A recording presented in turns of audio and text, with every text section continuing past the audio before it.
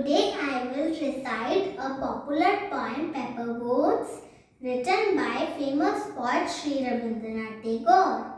Day by day I float my pepper boats, one by one, down the running stream.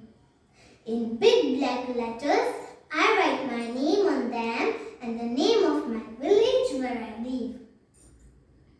I hope that someone in some strange land will find and know who I am. I launch my pepper boats and look up into the sky. The little clouds setting three white bugging sails.